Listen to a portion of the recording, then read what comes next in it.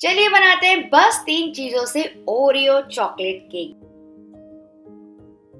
जिसके लिए यहाँ पे मैंने लिए 3 packet Oreo cookies, Oreo biscuits, जो भी आप कहते हो, सबको पसंद आते हैं, बहुत इजीली मिल जाते हैं। इसको ट्रांसफर कर लेंगे प्लेट में और इसको क्या करेंगे, रफली ब्रेक कर लेंगे ताकि पीसने में आसानी हो। और मान लीजिए अगर आपको ये नहीं यूज करना है ना, तो आप इसके बदले बर्बन बिस्किट्स या combination of any left over biscuits, जो भी घर में आपके बिस्किट्स पड़े हो, वो आप यूज कर सकते हैं। अब इसको ट्रांसफर कर लेंगे ब्लेंडर में। तो पूरा पोर्शन एक साथ ट्रांसफर नहीं करेंगे क्योंकि ये पीसेगा नहीं, तो इसका आधा पोर्शन ट्रांसफर कर लेंगे। और इसके साथ ही मैं डाल रही हूँ आधा कप वार्म मिल्क, मतलब टोटल में हम यूज करेंगे 1 कप। तो पहला बैच मैंने पीस लिया, ये देखिए कितना स्मूथ और ग्लॉसी है। इसको ट्रांसफर कर लेंगे बोल में। तो फ्रेंड्स, ये कंसिस्टेंसी आप देख लीजिए, रिबन फॉर्मिंग कंसिस्टेंसी होनी चाहिए, तो ही आपका केक ना बहुत मजेदार बनेगा, वरना नहीं तो बहुत गीला या फिर बहुत ड्राई हो जाएगा। इसी तरह से दूसरा बैच भी पीस लेंगे।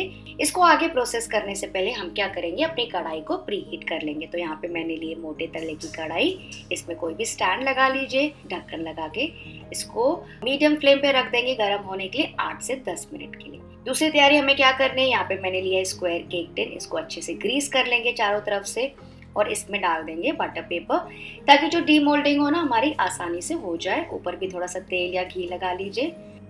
हमारी तैयारी हो गई। चलिए बैक टू बैटर। अब बैटर में हम डालेंगे 1 टीस्पून भर के बेकिंग पाउडर, बेकिंग सोडा नहीं, इसके बदले आप चाहें तो 1 टीस्पून इनो डाल सकते हैं। बेसिकली इससे क्या होगा ना, केक हमारा बढ़िया से राइज होगा, फ्लफी होगा। और कोई तो राइजिंग एजेंट हमें चाहिए केक बनाने के लिए।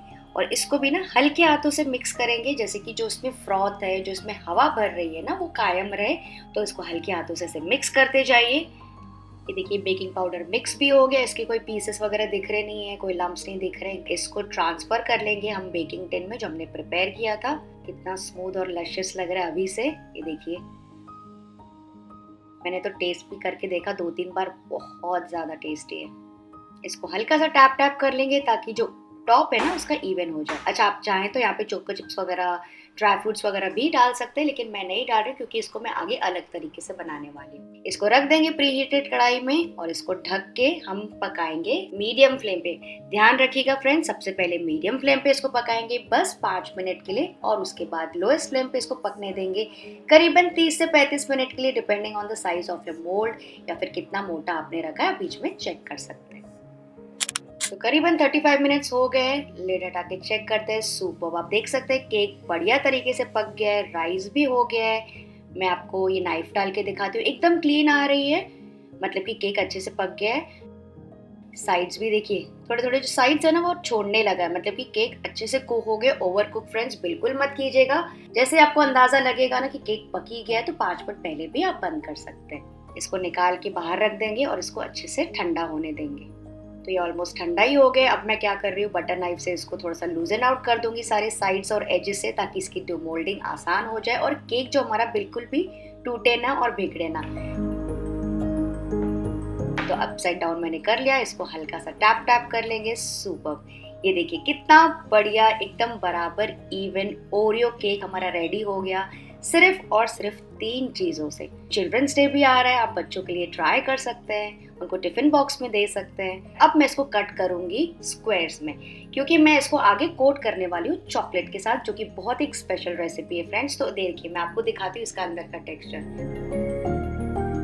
अच्छा, मैं क्या कर रही हूँ, इसको स्क्वायर्स में कट कर रही हूँ, लेकिन इक्वल 16 बार्स में कट कर रही हूँ, 4 इस साइड से 4 उस साइड से। अगर आपको चाहिए तो आप बड़े 9 स्क्वायर्स भी कट कर सकते हैं, एज अ ब्राउनी जैसे हम करते हैं ना, बिल्कुल उस तरह से। It's up to you.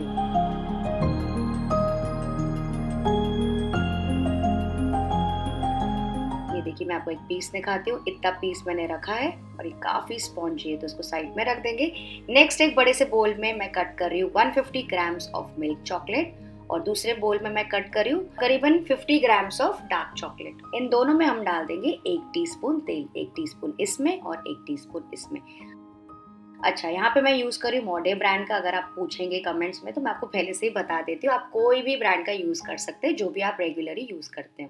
तो इन दोनों को अभी हमें क्या करना है, मेल्ट करना है। तो मैं क्या कर रही हूँ, दोनों को माइक्रोवेव कर रही हूँ ताकि एकदम स्मूथ और ग्लॉसी हो जाए। आप चाहें तो डबल बॉयलर मेथड से भी इन दोनों को मेल्ट कर सकते हैं। ये देखिए दोनों मैंने अच्छे से मेल्ट कर लिया। अच्छा, अब आपके पास ऑप्शन है, आप चाहें तो मिल्क चॉकलेट में डिप करके डार्क चॉकलेट से उसको ड्रिजल कर सकते हैं, या फिर अगर आपको डार्क चॉकलेट पसंद हो तो आप डार्क चॉकलेट ज़्यादा मेल्ट कर लीजिए, उसमें डिप करके मिल्क चॉकलेट से ड्रिजल कर सकते हैं।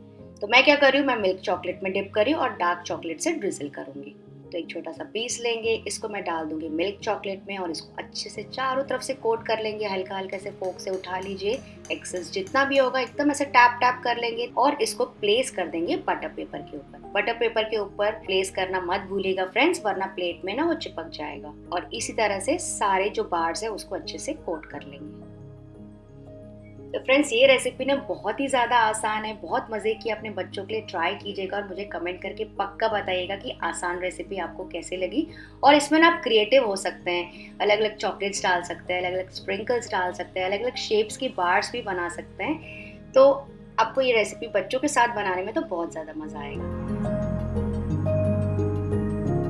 तो मैंने सारे को मिल्क चॉकलेट से कोट कर लिया और जो डार्क चॉकलेट था ना उसको मैं ट्रांसफर कर रही हूँ पाइपिंग कोन में, क्योंकि मैं इससे ड्रिजल करने वाली हूँ।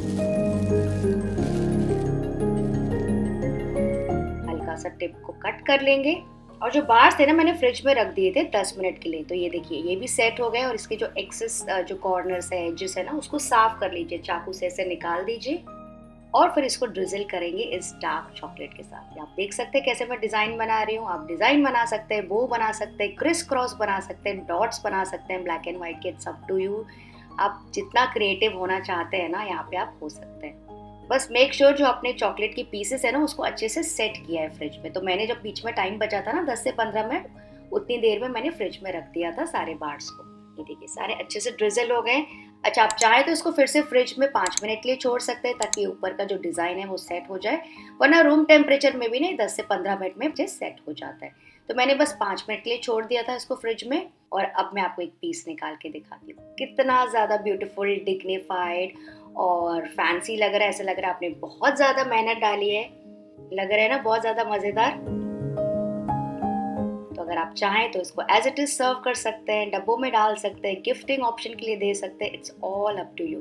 और अगर आपको और इसको गार्निशिंग करनी है, अगर आपको कलर कॉम्बिनेशन देना है तो इसके ऊपर आप डाल सकते हैं थोड़ा सा पिस्ता का पाउडर। अच्छा, अगर आप प्लान कर रहे हैं ना पिस्ता का पाउडर डालने का, तो जब आपने चॉकलेट ड्रिजल किया ना तभी आप ये पिस्ता का पाउडर उस पर चिपका सकते हैं। मैं आपको अब करके दिखा रही हूँ, कितने ज़्यादा मज़े के, मैं आपको क्या बताऊँ। अब मैं आपको एक पीस कट करके दिखाती हूँ। अंदर से है एकदम सुपर मॉइस्ट, सॉफ्ट केक जैसा होना चाहिए जैसे बच्चों को पसंद है, और ऊपर से कोटिंग है चॉकलेट की। मज़ा आ गया।